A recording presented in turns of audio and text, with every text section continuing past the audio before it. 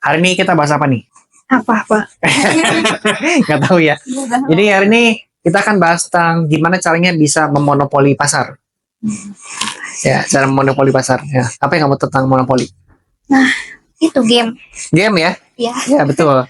Game dari monopoli adalah paling kaya, ya nggak sih? ya Kan? beli rumah. Beli banyak properti, ya. benar ya. Terus apa lagi? Ya. Terus bisa beli banyak apa? Karena properti banyak, jadi bisa banyak nyewa, ya. Terus sebisa mungkin ngebangkrutin lawan ya, supaya dia kalahan gitu kan. Nah, itu game monopoli itu. So, ngomongin soal monopoli, kurang lebih ujung-ujungnya sama, adalah gimana cara kita mendominasi pasar. Ya seperti lagi kalau game monopoli berarti gimana cara memenangkan permainan ya dengan cara paling kaya. Ini juga sama ya. Borsa juga paling kaya dengan cara menguasai pasar. Nah, kita sering bingung ya, gimana caranya supaya bisa menguasai pasar. Karena kalau kita nggak menerapkan strategi monopoli, ini menurut saya ya, itu agak susah di zaman sekarang untuk bertahan. Ya nggak sih? Kalau cuma dagang, cuma jualan, ya susah sih buat bertahan. Ujung-ujungnya kan pengeluaran makin gede, beban hidup makin nambah. Kalau kita nggak punya strategi monopoli, kita bakal tergerus zaman dan kecenderungan untuk standar hidup bakal menurun, gitu. Termasuk tim juga harus punya pola pikir monopoli, ya tim kita. Jadi monopoli sebisa mungkin kamu juga jangan tergantikan di sini. Jangan. Ya kalau kamu gampang digantikan, ya saya akan mencari orang yang lebih kompeten. Ya. Makanya kita akan bahas strategi monopoli. Ini berlaku untuk teman-teman semua yang ada di bisnis tentunya, dan juga kita bisa pakai untuk kalau kita sebagai karir, profesional atau karir, ya. So, yang pertama, kalau kamu monopoli untuk kamu para bisnismen ya, kamu harus membuat diri kamu nggak tergantikan lebih dahulu. Ya, membuat diri kamu nggak tergantikan lebih dulu. Artinya, kamu harus menerapkan strategi yang namanya personal branding. Apa namanya? Personal branding. Personal branding ya. Jadi personal branding adalah gimana caranya kamu dikenal sama masyarakat, talent kamu, skill kamu, value kamu, diri kamu, ya karakter kamu, yang membuat orang tuh cari-cari kamu sih ya. Untuk bisa bikin orang cari-cari terus sama kita, maka kita harus bisa deliver value kita ya kepada masyarakat, dan tentunya value ini bisa bermanfaat bagi mereka. Nah, ini cocok nih, bukan hanya sebagai seorang businessman ya, yang harus muncul ke permukaan biar nggak tersaingi sama orang lain. Anda sebagai profesional ataupun di bidang karir juga harus punya personal branding yang bagus, loyal, nggak rese ketika diajarin, ya nggak ribet, ya daya tangkap kencang. Nah, itu juga value itu. Value datang pencet. Kalau saya ngajarinnya kemarin kan orang bodoh gitu. Diajarin nggak masuk-masuk atau malah debat mulu gitu. Misalnya kan ngeselin. Belajar keluar lagi. Benar ya, bukan berarti dia bodoh ya. Bisa aja nggak mau denger aja gitu. Anda harus punya value-value yang bikin orang senang ya. Itu susah hari gini zaman sekarang. Terus value-nya dikasih kerjaan apa yang siap pak. Itu juga bagus itu ya. Karena kalau baca riset, Gen Z zaman sekarang tuh rese dikasih kerjaan tuh. Ngeluh terus. Benar. Ya kan Gen Z nih nggak rese ya bagus, tidak tergantikan. Ya. Nah, terus selain kita menerapkan personal branding yang tidak tergantikan, berarti secara corporate branding mesti diingat juga. Ya berarti mesti sering kelihatan, ya sering terdengar, dan secara produk juga memberikan manfaat yang nggak tergantikan juga, gitu ya. Tapi kalau produk terlalu gampang digantikan, ya. Misalnya kita punya produk bagus nih, mahal harganya, nggak tergantikan. Tiba-tiba nanti muncul produk tiruan. Iya, lebih murah, terlalu gampang. Corporate juga agak gampang disainginnya. Kenapa tau nggak? Karena orangnya banyak. Oh iya. Jadi celah kelemahan pun akan banyak. Ya, misalnya sayanya mau bagus, ininya bagus, tapi kita punya tim siapa, dia-nya jelek, ya keganti ya, orang bisa lupa sama corporate kalau ada timnya yang lemah gitu.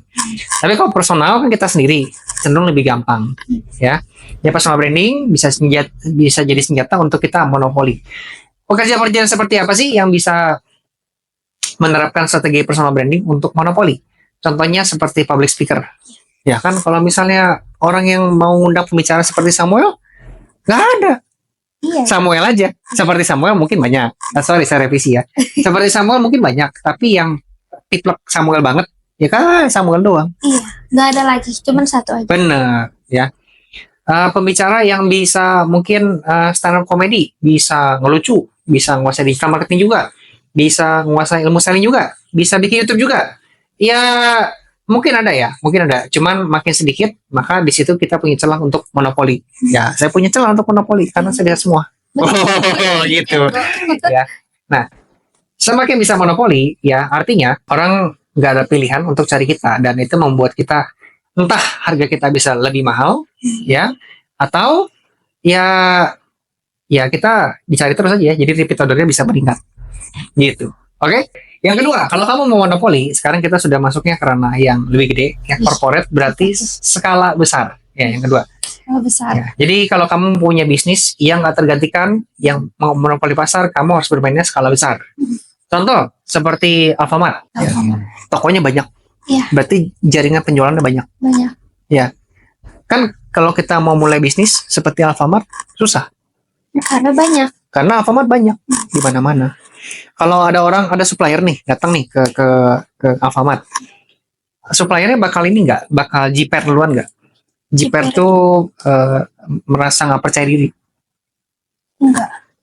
Basically akan merasa tertindas sih, karena dia akan menunjukkan ciri-ciri kayak misalnya Alfamartnya nego, konsinyasi ya, siap. Biasanya kalau supplier ini ke toko kecil mah harus tempo atau minta cash, tapi kalau Alfamart dia minta konsinyasi itu nitip barang, dia mau iya aja. Atau mungkin si Alfamartnya minta lu sewa tempat gua ya, suppliernya mau aja, soalnya kan tersebar di seluruh banyak gitu. Jadi dia punya kekuatan banyak gitu. Atau misalnya ojol yang ini tahu berapa banyak di Indo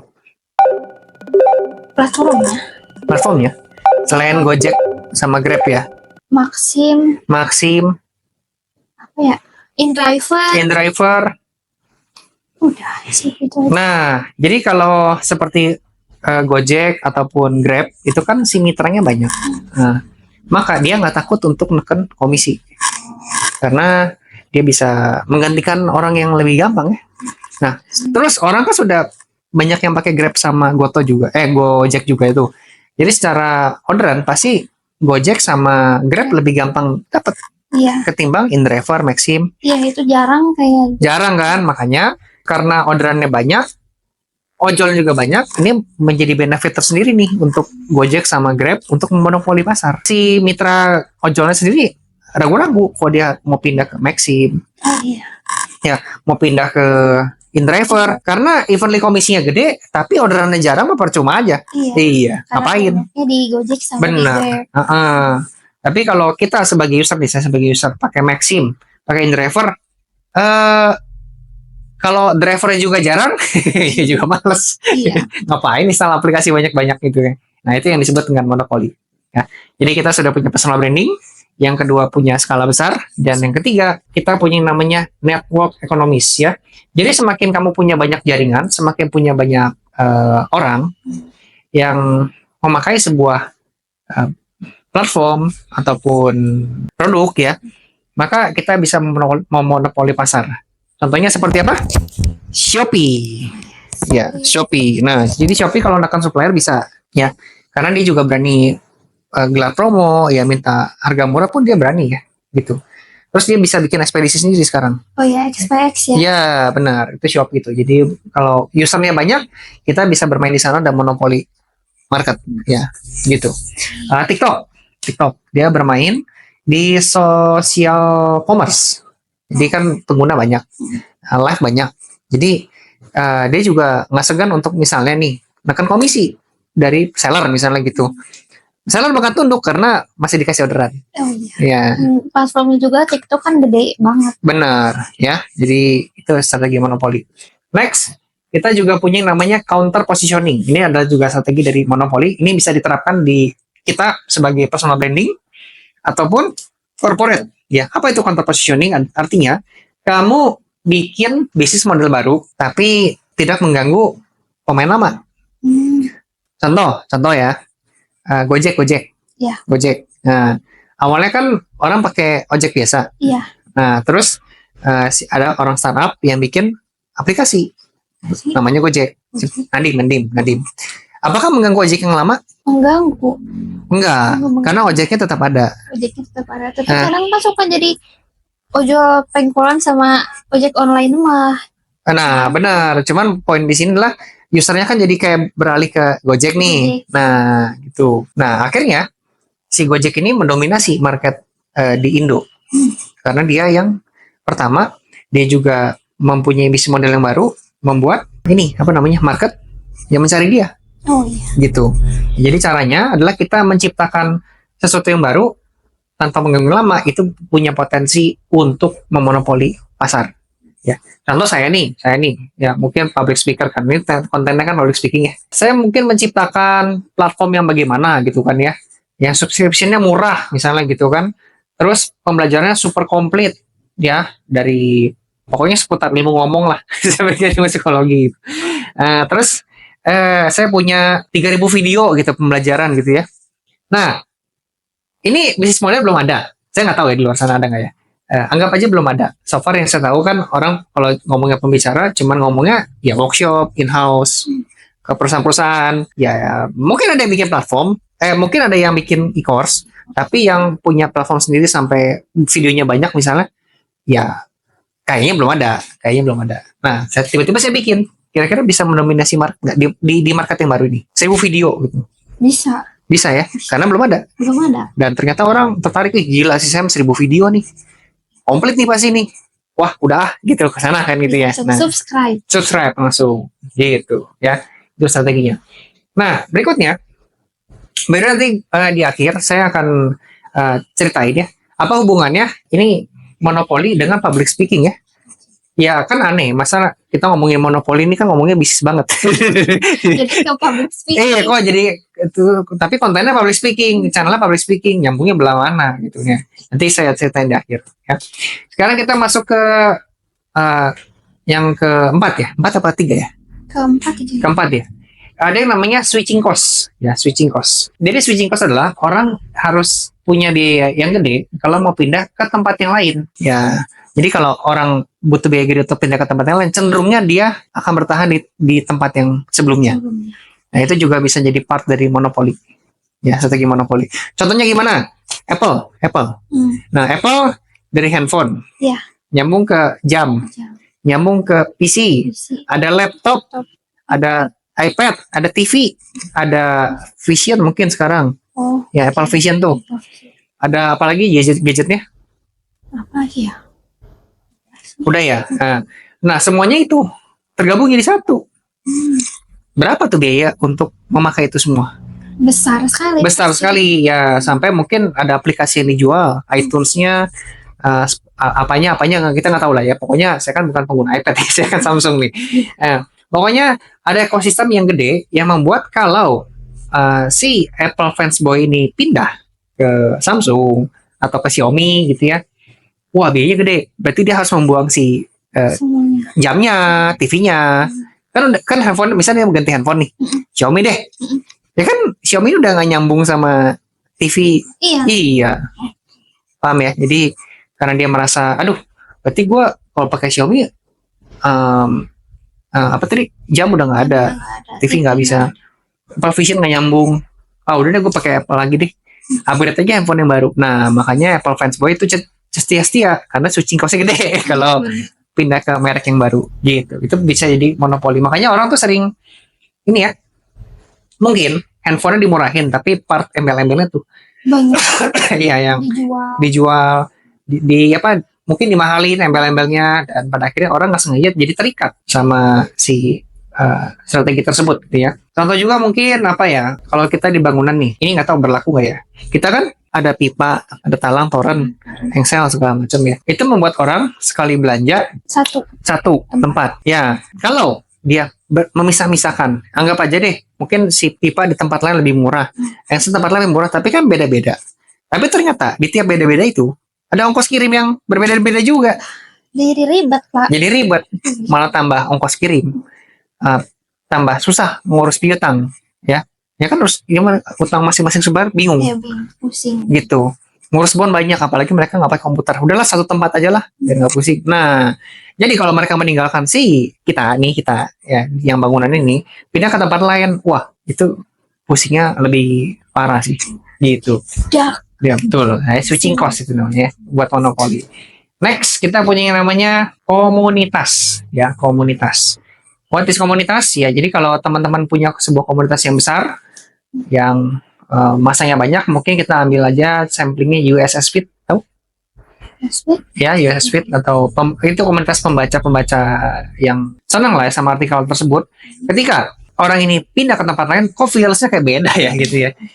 Ya, jadi pindah komunitas bisa jadi itu feelsnya beda, orang-orang beda, karakter beda, even dia orang yang sama di komunitas berbeda, bisa jadi karakter jadi berubah. Makanya cenderung orang kalau sudah berada di sebuah komunitas, dia akan susah untuk pindah ke komunitas lain. Jadi udah nyaman. Udah nyaman, bener. Misalnya nih, contoh, kita ambil contoh siapa? Oh, misalnya Ulan. Ya, Ulan cocok dengan culture kita yang inovasi, suka coba software baru, suka diarahin sama kita kan kalau ada pertanyaan. Jadi jelas lah instruksinya lah, ya. Terus ini kan komunitas perusahaan juga nih ya, komunitas tempat kerja gitu. Nah tiba-tiba dia harus pindah ke perusahaan lain yang mungkin ya udah mandiri aja. Otodidak sendiri. Jadi bos cuma kasih instruksi apa gitu ya, ya lu pikir sendiri lah. Tahunya gue jadi misalnya. Nah belum tentu dia cocok dengan gaya begitu, ya. Jadi mungkin secara penghasilan lebih besar, itu nggak bisa dipungkiri, mungkin aja. Karena saingan begini-begini mah hari gini udah umum lah. Tapi kalau bicara komunitas itu ngomongin soal kecocokan culture, ya, cocok sama karakternya nggak, teman-temannya nggak, loyalitasnya gimana nih, berbaginya gimana nih, sharing suka dukanya gimana nih, gitu kan? Oh banyak banget di luar urusan ini. Nah itu juga bisa jadi part untuk mendominasi sebuah market. Ya. Komunitas yang besar itu berpengaruh sekali ya Pak berarti. Benar. Dan salah satunya adalah masalah culture sih. Itu culture. Culture itu ya budaya ya. Jadi kalau dalam komunitas diajarkan kita harus berbagi, kita harus menyapa, kita harus sering senyum. Nah, kalau ada anggota yang nggak begitu, bisa ditegur sama pimpinan komunitasnya. Nah, pimpinan komunitasnya. Kan ada culture begitu. Tapi kalau di komunitas lain nggak ada culture yang kayak begitu, ya udah cuek aja. Cuek aja bisa jadi, iya. Gitu. Makanya orang sama bisa berubah di tempat yang berbeda gitu.